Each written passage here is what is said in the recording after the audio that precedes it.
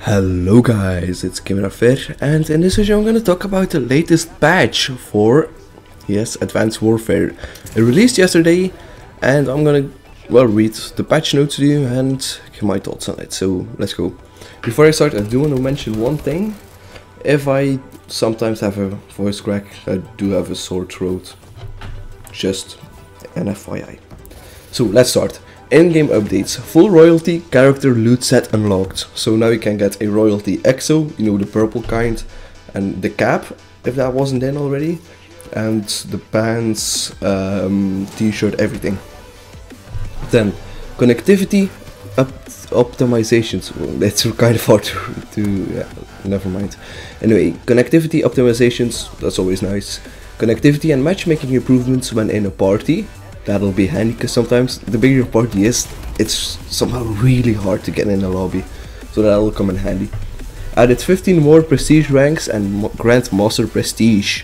So everyone knows there's already 50 new prestiges after you hit the first Master prestige. And those latest 15 prestiges you get a gun every time you prestige. And I think it's the first or the second one that you get a Battle Obsidian Steed. So okay, then 15 more daily supply drop challenges. That's good, more variation. We fixed a rare issue where players were not able to spawn into the game. Rare issue? No, wasn't so rare. Fixed the sound of the SAG tree with the suppressor attachment to not play in stereo to all players on the map. Okay, that's good. Who uses a SAG tree anyway. Fixed a rare issue where players would spawn without a gun. Never had that. I have seen it happen though. Connectivity improvements to Xbox Live servers when returning from energy saving mode. Don't even know where you would enable that. Added the ability to for purchased creator class slots to appear in private matches. Yeah, money waste in my opinion. Fixed a rare crash issue with signing out with one player while split screen. Okay, whoever plays split screen nowadays. To be honest, I have never seen someone play split screen. So yeah. Then, players will now be shown a player does not own the map pack message when a player without the Havoc DLC joins their party. Okay, that's good, but most people I play with do have the DLC, so yeah. Then weapon balancing updates. This will affect the base weapon and all the loot variants as a clarification. Heavy weapons. Increased player movement speeds by 5%. Okay, yeah, that's small. Corrected scopes on the AE4. Wasn't that already done? MK14 reduced recoil. It almost had none, but I hope it's a viable gun now. Now, the big winner, ARX 160. Increased magazine size. And I don't know if it's not on here. But it also had something else. Rate of fire increase, that's it. Then AMR9 increased damage, decreased time between bursts. So basically that's increased damage and increased damage per second, because you can fire your bursts faster. The burst is not faster, however the time between bursts. Yeah. So then SN6 reduced recoil, KF5 mid damage range increased. Atlas 45, another big winner. Mid damage range increased, max damage range increased. It'll be handy, because the gun was really bad. Then PDW increased damage. Shotguns reduced spread when using Gung Ho. S12 increased rate of fire, which was already fast, and increased damage, that was necessary. EPM3 reduced recoil, again. Every single patch that has come out fixing any weapons has given the EPM3 reduced recoil. Now just nerf it, please buff the damage, because still, however low the recoil is, damage is still the same. Then Lynx reduced recoil, that's handy. ASM1 slightly reduced initial fire rate, because if you didn't know, the ASM1 is exactly the contrary of the BAL. It will start out firing faster at 1000 RPM, and then it'll slow down to 720 RPM. Now it's just always 720 RPM. Then UI updates. Rare supply drop error message when opening fixed. I've had that. Like you'd open it, the supply drop, and it'll say sorry, couldn't do it. Then Added a display for how many free slots you have in the armory from the redeem items menu. Okay, that's handy. Replace the camouflage images for diamond and royalty with the correct aim images in the create a class menu. In my game it was like that. I don't have any royalty guns, I don't go for it. But I did have the diamonds bug on my bow. Then replace the Valkyrie loadout for the Centurion loadout. What the hell is that? Replace the Valkyrie loadout for the Centurion loadout for players who were incorrected rewarded this character gear in Clan Wars. Okay, yeah, the two gear loadouts. Now I get it. Fix an issue where duplicates of unlocked items were showing in the new items list. I kind of had that. I had an issue where I opened a care package supply drop. And it gave me an MK14 Desecrator, you know, that black and yellow gun. And for some reason, I never got it before, and there were two in my inventory. So yeah. Then fix an issue where some creator class were showing the incorrect lock status when selecting a permanent unlock when prestiging. That's kind of handy. Adjusted kill speed from 4 to 6 seconds.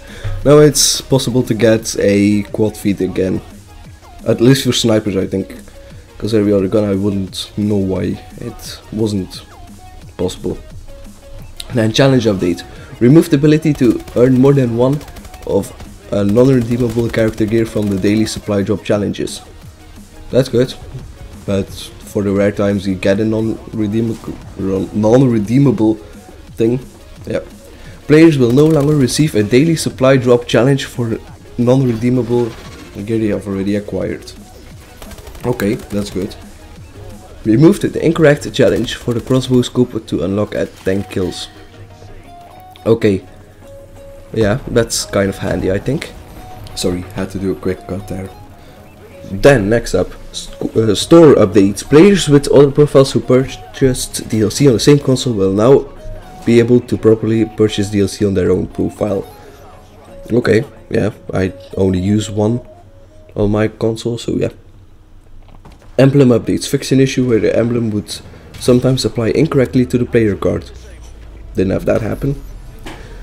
Score streak updates. Sentry gun turrets now die in one melee hit if they weren't weak enough already. But it was annoying to destroy them, to be honest. But they really don't do any damage. I've only been killed once by a sentry gun, and that was when I was weak. Decreased amount of time the player has to hold X to exit a remote controlled sentry turret. Yeah, whoever uses the remote control. Unmodified missile strike. Missiles now travel faster and boosting by hitting the fire button while coming down. That's handy because you really had to lead your target, and if they suddenly switched directions it was bad. The Vulcan laser score streak now fires longer. That is really good, because that's a thing we needed, because the Vulcan was so short. Then next up, ranked play updates. You will now get a probation time for added probation time for players who do not complete or disconnect from ranked play matches. Yeah, that was to be expected. We already knew that was coming. Then will properly award division points in the case of a forfeited match when the entire other team leaves. I don't play ranked play. In my opinion, it's not as good as Black Ops 2. League play. Broadcaster updates. Adjusted the colors and overall look for broadcaster mode to make text and names easier to read and a better experience for viewers. I've seen how the new thing looks, and I have to say it's gorgeous. Fixed a rare issue where HUD elements would get stuck on the broadcaster screen. That being said, I almost never watch broadcasted games anymore. I always watch CSGO. Anyway, game mode specific updates, SND, UI to show whether you're attacking or defending. One shot, increased kill confirmed limit to 80 in the one shot mosh pit playlist. Gun game added a leaderboard for gun game momentum. Adjusted spawn locations for the drift map. Uplink fixed an issue where the satellite drone would get stuck and a clown in sign. Map specific updates. Fixed various out of the map exploits across different multiplayer maps. Fixed an issue where orbital care packages were removed from areas of the map on the Rift after the dynamic map event. Fixed an issue where indestructible objects would show up on the sideshow map. Adjusted the A-bomb site's location on sideshow. Fixed a performance issue with some of the dynamic map pieces on the core map. Adjusted spawn locations for the drift map. And fix the aerial assault drone and recon drone out of the world exploits on the sideshow map. To be honest, I haven't played all of the Havoc DLC maps, but it's good to see that they are trying to fix every bug there is in the game. Anyway, I don't have a lot of time anymore. Then there are several extra survival exploits fixed, and then there's not really any notable things in extra zombies unless that you can pause now. So I hope you enjoyed. My name is Kimirafer as always, and I'm signing off. See ya.